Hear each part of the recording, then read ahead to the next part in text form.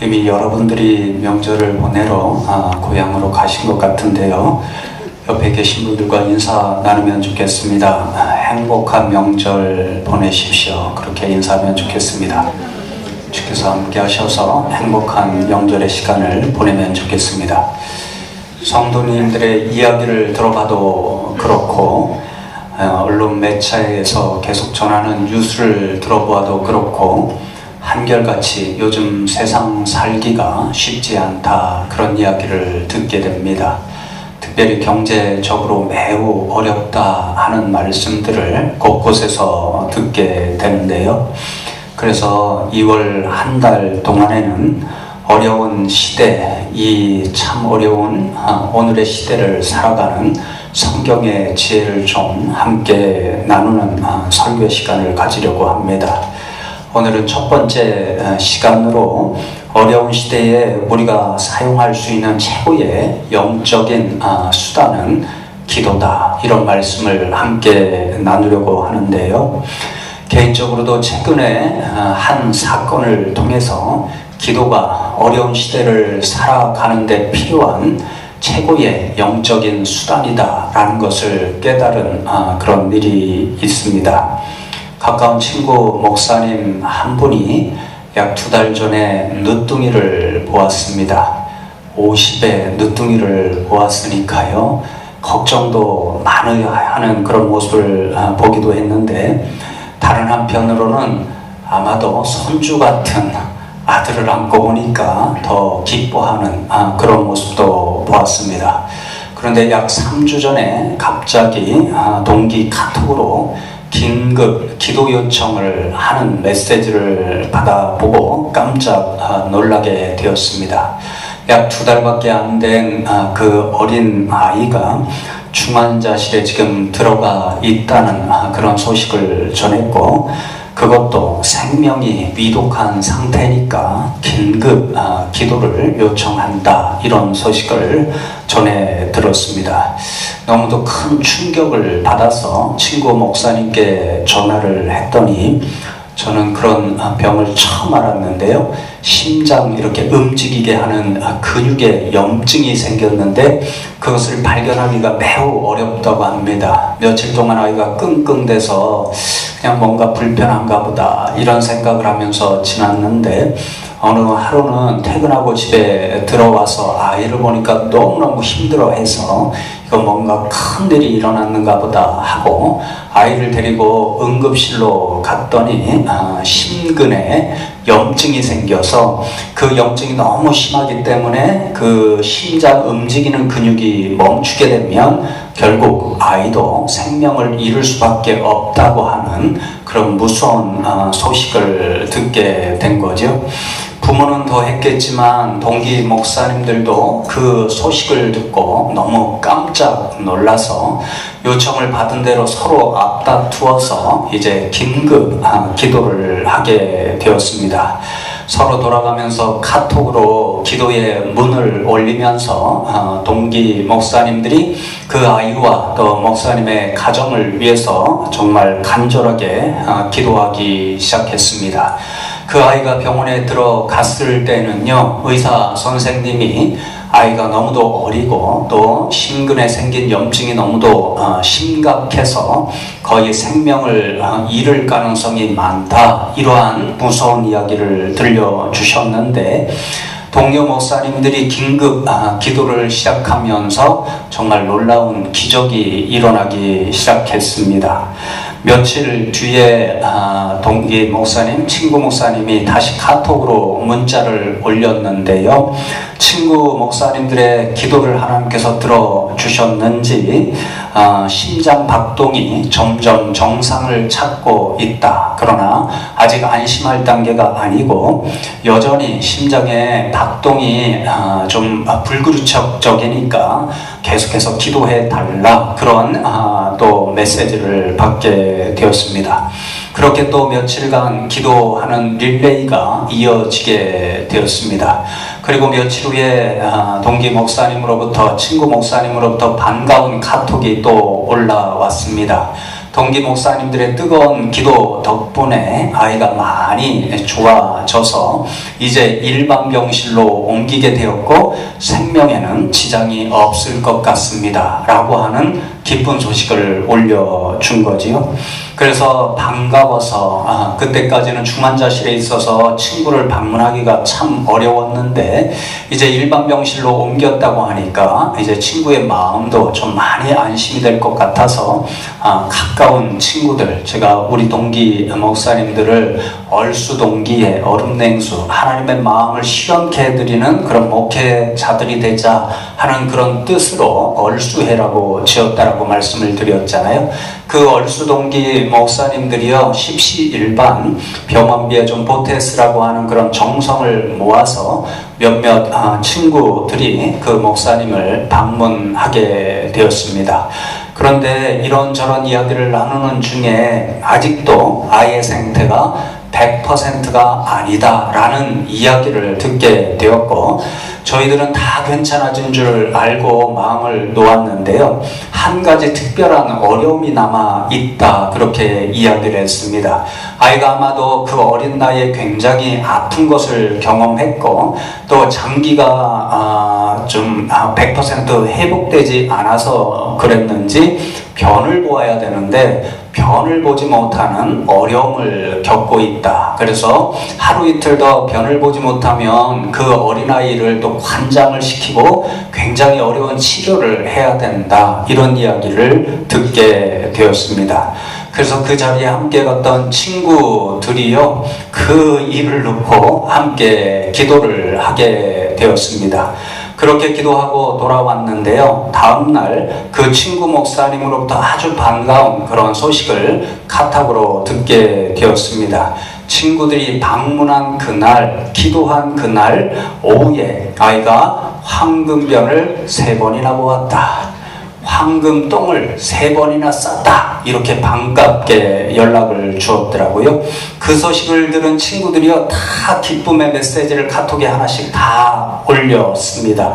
똥 소식이 이렇게 기쁠 수가, 똥을 놓았다는 것이 이렇게 감사할 수가, 이렇게 이야기를 하면서 서로 기쁨을 나누었습니다. 여러분, 그래서 이 사건을 통해서 목사들이지만 다시 한번 어떤 깨달음을 경험했냐면요, 인생에 우리가 한계를 경험할 때 우리 인간으로서는 할 수 있는 일이 아무것도 없다 그렇게 생각할 때 그런 상황 가운데서 믿는 자들이 할 수 있는 최선의 일은 기도밖에 없다. 그 사실을 다시 한번 깨달아 알게 되었습니다. 성도 여러분, 그렇습니다. 우리가 인생을 살아가면서 요즘과 같이 우리가 어떻게 감당할 수도 없고 우리 스스로 어떻게 해결할 수도 없는 그런 힘겨운 상황에 직면할 때 우리가 사용할 수 있는 최고의 영적인 수단은 기도인 줄로 믿습니다. 왜 그렇습니까? 우리가 기도하는 일을 통하여서 이 세상을 주관하시고 이 세상의 모든 것을 운행해 가시는 하나님을 감동시켜드리고 하나님의 역사를 경험할 수 있기 때문에 그렇습니다. 오늘 본문에 등장하는 히스기야가요, 바로 그런 믿음의 모습을 잘 보여주고 있는데요. 우리가 잘 알고 있듯이 히스기야는요, 북쪽 이스라엘과 남쪽 유다 수많은 왕들 가운데서 요시야 왕과 더불어서 하나님 앞에 가장 좋은 믿음을 보여준 왕이었다. 이렇게 기록된 왕이었습니다. 저는 이번 말씀을 묵상하고 준비하면서 믿음의 왕이었던 히스기야가 무엇으로 자신의 믿음을 하나님 앞에 보여드렸는가? 그것은 바로 기도였다. 이 사실을 발견하게 되었고 오늘 그 말씀을 함께 나누려고 합니다.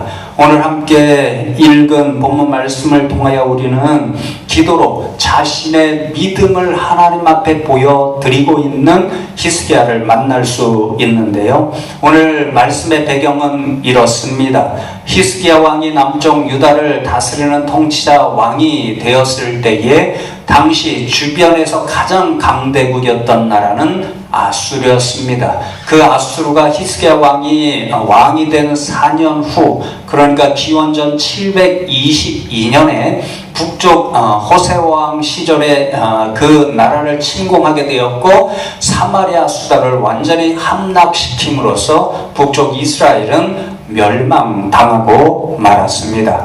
그리고 그러한 여세를 몰아서 아수르 왕이 군대를 이끌고 남쪽 유다를 침공했고 예루살렘을 포위하고 공격하게 된 거지요. 그 군사 숫자가 자그만치 18만 5천 명이나 되었습니다. 여러분, 북쪽 이스라엘은 10지파였기 때문에요, 역사를 보면 북쪽 이스라엘은 참 강력한 때가 있었습니다. 그러나 남쪽 유다는요 12지파 가운데 2지파에 불과했지요. 그러니까 북쪽 이스라엘에 비하면 굉장히 약한 나라에 지날 수밖에 없었습니다. 그러니까 여러분, 지금 아수르의 18만 5천 명의 대군이 남쪽 유다를 침공하고 수도인 예루살렘을 완전히 포위했다는 것은요, 얼마나 이 위기가 절체절명의 큰 위기였는지를 우리는 알 수 있는 거죠.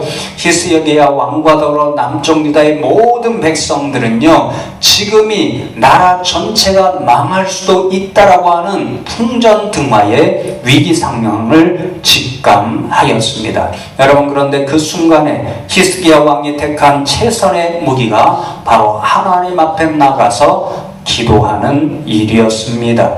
아수르 군대가 쳐들어온 절체절명의 위기의 순간에 히스기야가 자신이 할 수 있는 최선의 일로 선택하는 것이 바로 기도하는 일이었다라는 사실을 말해주는 거지요. 여러분, 우리는 상식적으로 하니 18만 5천 명의 대군이 쳐들어왔으면 그들과 맞설 수 있는 군사들을 택해서 빨리 그 군대에 비상명령을 내려서 아수르 군대를 맞설 준비를 해야지 어떻게 영적인 일, 기도하는 일에 나아갈 수 있겠는가, 이런 생각을 할 수도 있을 것입니다. 그러나 여러분, 오늘 본문 말씀을 보면요, 히스기야는 이 기도하는 일을 통하여 놀라운 역사를 목격하게 됩니다. 하나님께서 그의 기도를 들으시고 감동을 받으시고 스스로 역사를 내려주시는 것을 경험하게 되기 때문에 그렇습니다. 오늘 20절 말씀에 이렇게 기록하고 있지요.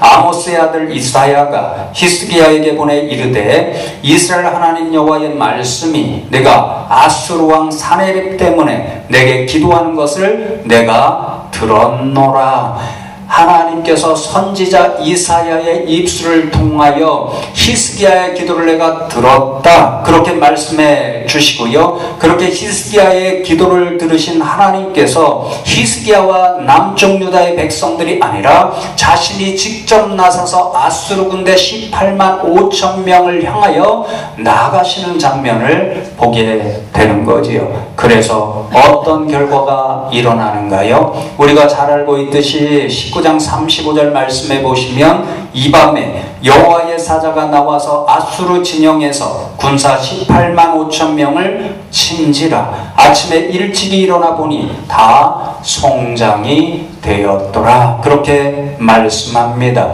이스라엘 백성들이 도무지 감당할 수 없는 18만 5천 명의 강력한 군대를 이스라엘 백성들, 남쪽 유다의 사람들과 히스기야 왕이 대적하여 승리한 것이 아니라 그들은 손 하나 움직이지도 않았는데 히스기야의 기도를 들으시고 하나님께서 움직이시고 역사하셔서 하룻밤 만에 18만 5천 명의 그 군사들을 다 괴멸시켜 주셨다, 그렇게 말씀하는 거지요. 그래서 여러분, 이스라엘 백성들, 남쪽 유다의 백성들과 히스기야 왕이 경험한 직면한 가장 절체절명의 위기의 순간으로부터 하나님께서 그들을 구원해 주시는 놀라운 역사를 경험하게 되었습니다. 여러분, 히스기야 왕의 기도가 어떤 기도였길래 이렇게 하나님을 감동시켜 드리고 하나님께서 그들을 위해서 이렇게 역사하시는 은혜를 베풀어 주시게 된 것일까요?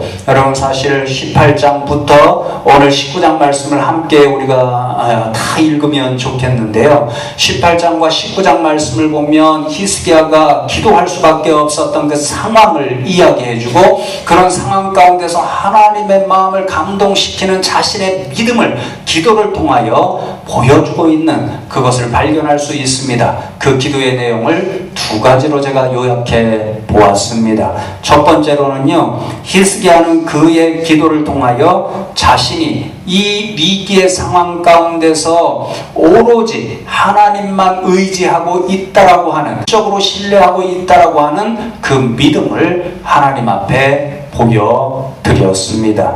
여러분, 먼저 18장 5절 말씀을 보십시오. 이렇게 히스기야의 믿음됨을 한마디로 요약합니다. 히스기야가 이스라엘 하나님 여호와를 의지하였는데 그의 전후 유다 여러 왕 중에 그러한 자가 없었다, 그렇게 말씀하지요. 히스기야 왕이 하나님 앞에 믿음의 사람으로 인정받은 왕이었는데, 그가 하나님 앞에 보여준 믿음의 내용을 한마디로 요약하면 의지하는 믿음이었다. 어떤 왕도 히스기야처럼 하나님을 의지하는 믿음을 보여준 사람은 없었다. 그러므로 히스기야는 하나님을 가장 의지한 믿음의 왕으로 모범이 된 사람이었다. 이것을 말씀해 주는 거지요. 여러분, 의지한다라고 하는 이 히브리어 원어를 찾아서 의미를 살펴보니까요, 신뢰하기 때문에 어려운 순간에 가장 먼저 찾는 것, 그것을 의지한다라는 뜻이다, 그렇게 기록해 놓았더라고요.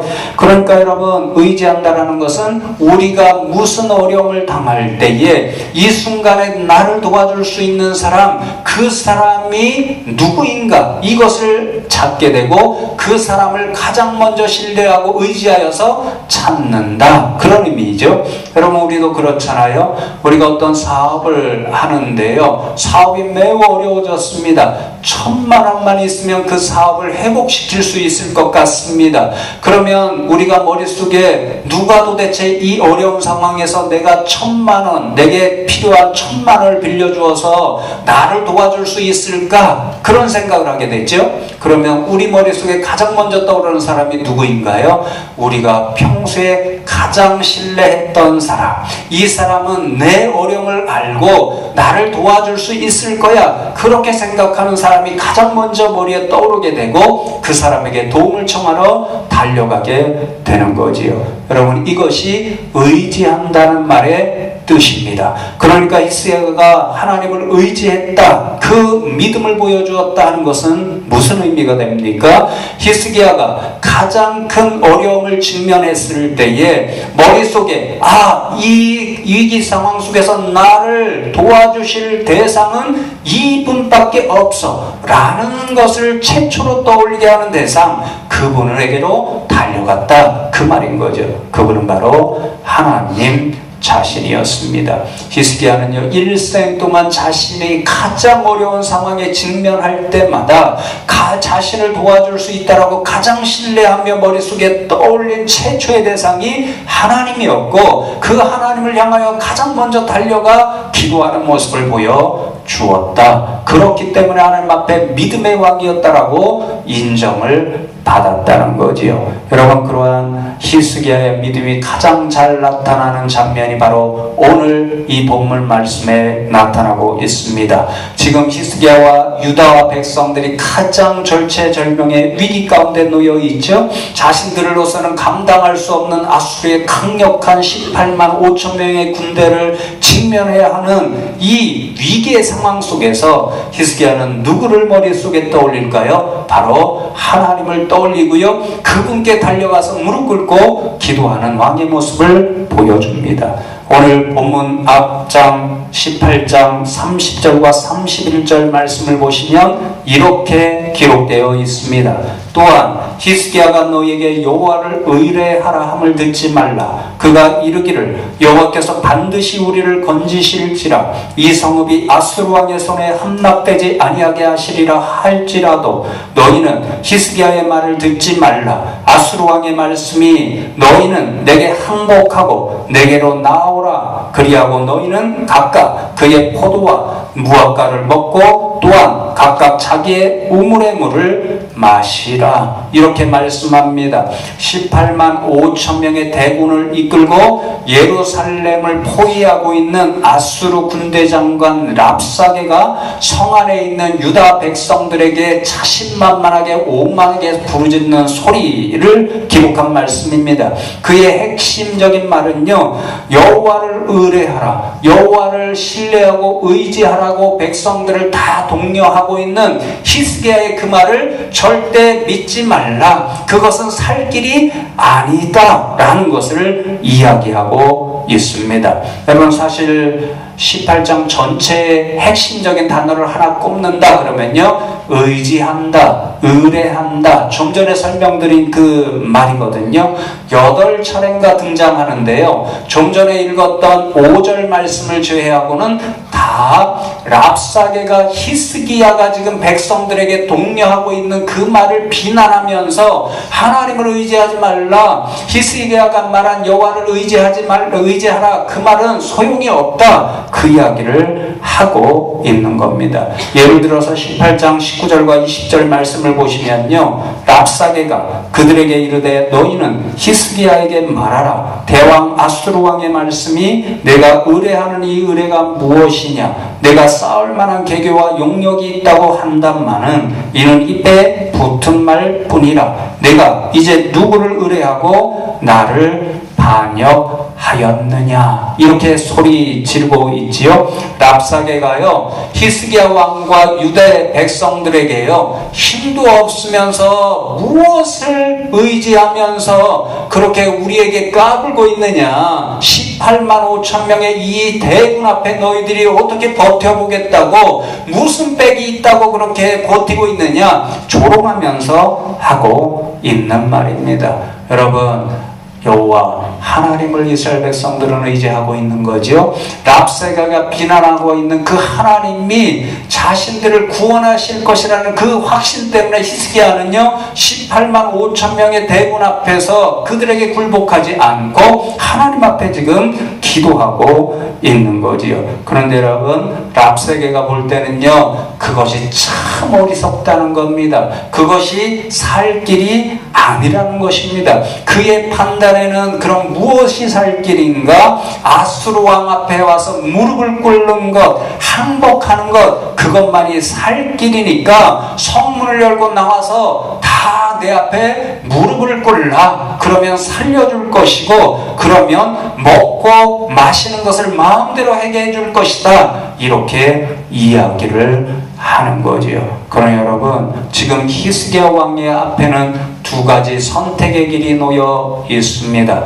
한쪽에는 눈에 보이지 않는 하나님을 끝까지 의지하고 나아갈 것인가, 아니면 눈에 보이는 강력한 힘을 가진 아수르 왕의 앞에 무릎을 꿇고 그를 의지하여 살 것인가, 두 선택의 길이 놓여 있었습니다.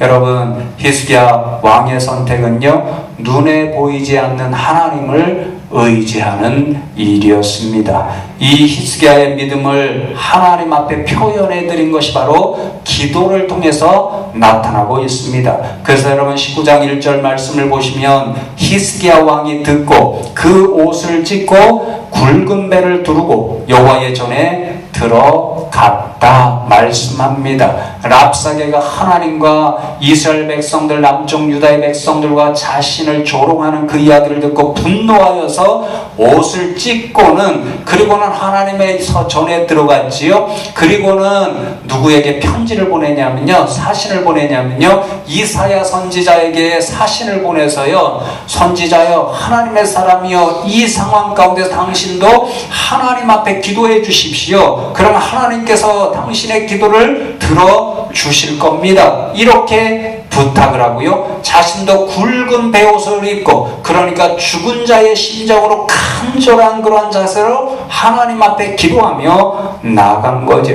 하나님, 이 상황에서 우리를 구원하실 수 있는 분은 오직 하나님밖에 없습니다. 그러니 하나님 저렇게 조롱하는 무리들 앞에서도 저는 그리고 남쪽 유다의 백성들은 오직 하나님만을 의지하겠으니 우리를 구원해 주십시오. 그렇게 기도하였습니다. 여러분, 하나님께서 그 기도에 감동을 받으셨고요. 그래서 히스기야의 기도를 들으시고 그들을 아수르의 엄청난 군대의 힘 앞에서 구원해 주시는 은혜를 베풀어 주셨습니다.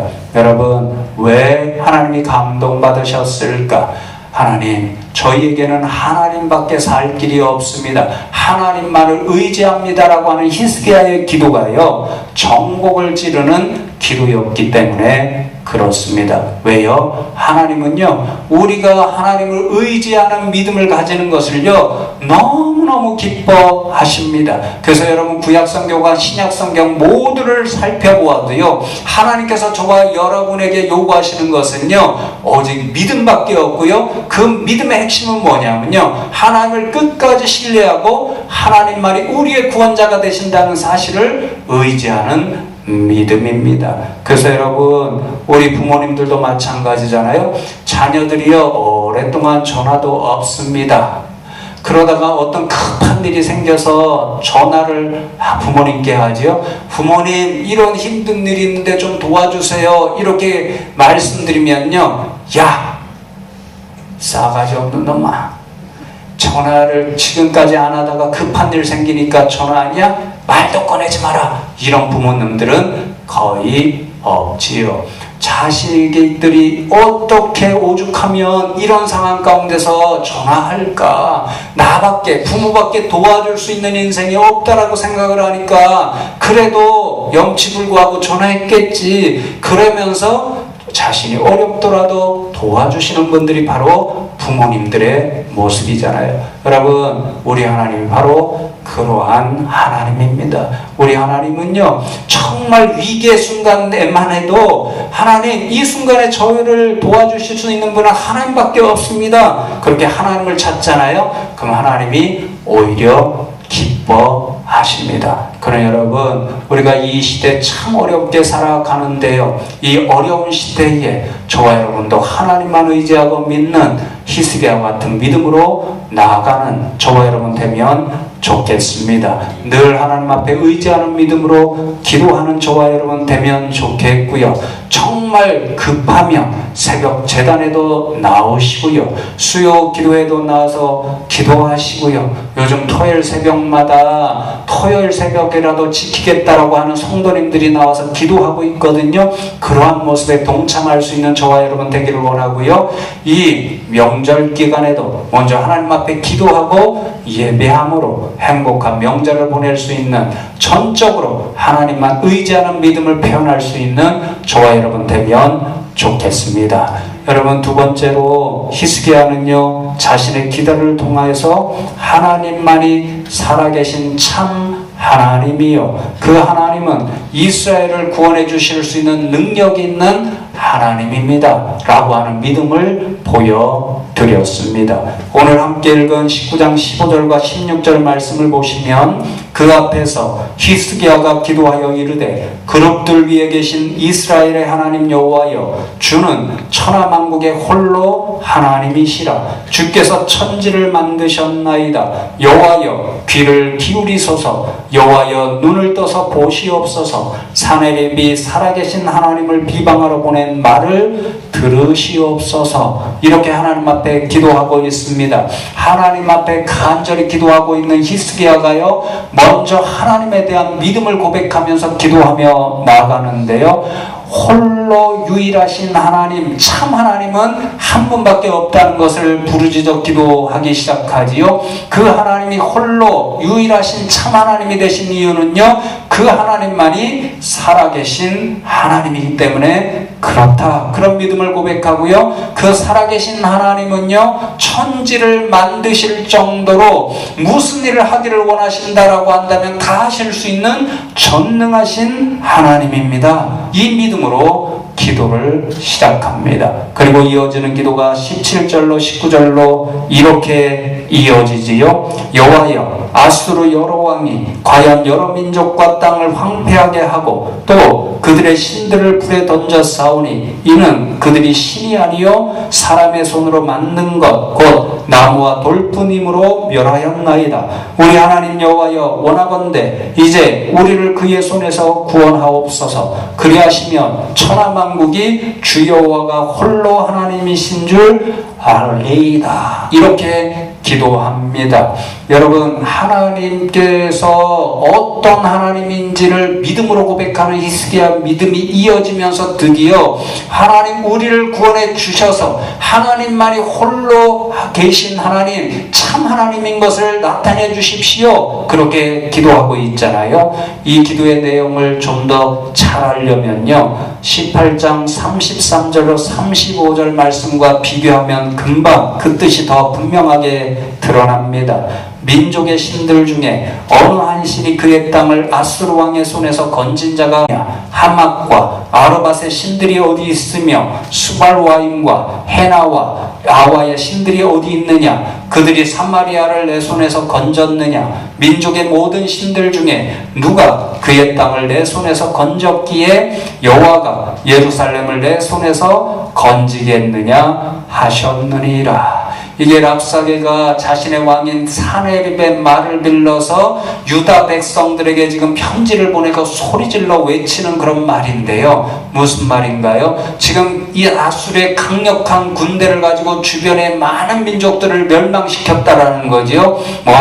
북쪽 사마리아뿐만 아니라 스바라임, 헤나, 야와 이런 모든 나라들을 멸망시켰다라는 거죠. 그런데 그들이 믿는 신들이 있었습니다. 그 신들에게 그들도 기도했을 겁니다. 히스기야처럼 우리를 아수르의 강력한 군대에서 건져주십시오. 그렇게 기도했는데 그 나라 어느 민족 중에 아수르 앞에 무릎 꿇지 않는 백성이 있었는가? 그들이 믿었고 기도했던 신들 중에 어떤 신들이 아수르의 강력한 군대를 무찌르러서 그들을 구원해 주었는가 생각해 보라 그런 거죠. 아무도 없었다는 거죠. 어떤 신도 없었다는 거죠. 그러니까 남쪽 유다의 백성들과 히스기야 왕에게 너희도 쓸데없는 일을 하지 말아라. 너희가 믿고 의지하여서 히스기야가 지금 간절히 기도하고 있는 그 하나님 여호와 하나님도 우리의 강력한 군대로부터 너희들을 구원해 줄 수가 없다. 그러한 조롱의 말인 거지요. 여러분, 그러나 히스기야의 믿음은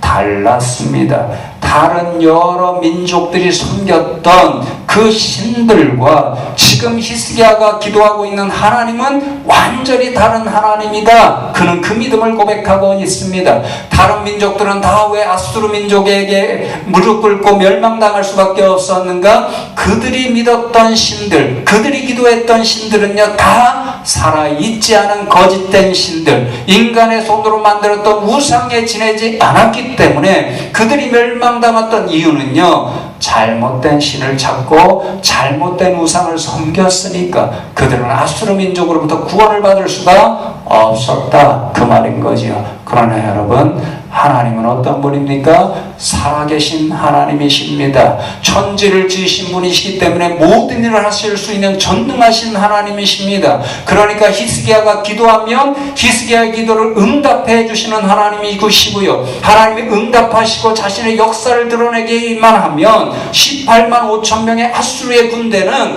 아무것도 아니라는 것을 히스기야는 믿음으로 고백하며 하나님 앞에 기도하고 있는 거지요. 여러분, 이 놀라운 믿음의 기도가 하나님을 감동시켜 드렸습니다. 그래, 내가 기도하고 있는 대로 나는 살아 역사는 전능하신 하나님이야. 오직 내가 세상의 역사를 주관하고 그러니 내가 움직이기만 하면 저 아수르의 18만 5천 명의 군대 아무것도 아니야. 그렇게 말씀하시면서 히스기야의 기도에 응답해 주셨고 그리하여 그들을 구원해 주셨습니다. 믿음의 기도, 하나님은 살아계신 참 하나님이시고 그리고 우리를 구원하실 수 있는 전능하신 하나님입니다. 이 믿음의 기도로 나아갔을 때 히스기야의 기도는 하나님의 마음을 감동시켜 드렸고 하나님의 역사를 경험하는 그런 통로가 되었던 거지요. 그러니 여러분, 믿음의 기도가 우리 가운데 하나님의 역사를 경험하는 통로인 줄로 믿습니다. 그래서 여러분, 예수님도 마태복음 21장 22절에서 너희가 기도할 때에 무엇이든지 믿고 구하는 것은 다 받으리라, 그렇게 말씀하셨습니다. 이 말씀이요, 기도가 무슨 우리의 소원을 이루기 위한 도깨비 방망이로 사용해라, 그런 말씀이 아닙니다. 우리가 하나님 앞에 기도하러 나아갈 때는요, 하나님께서 가장 기뻐하시는 믿음, 그것을 담아서 우리의 기도가 믿음의 기도가 되게 하라, 그런 말씀인 거죠. 그러면 때때로 하나님께서 우리에게 응답의 은혜를 베풀어 주신다, 그 약속의 말씀인 거죠. 그러나 여러분, 오늘 말씀을 저와 여러분이 잘 영적으로 기억하셔서요, 이 힘든 시대를 살아가는 이때 저와 여러분이 감당하기 어려운 많은 일들이, 어려운 일들이 나오는 이때 히스기야처럼 하나님 앞에 나아갈 수 있는 저와 여러분 되면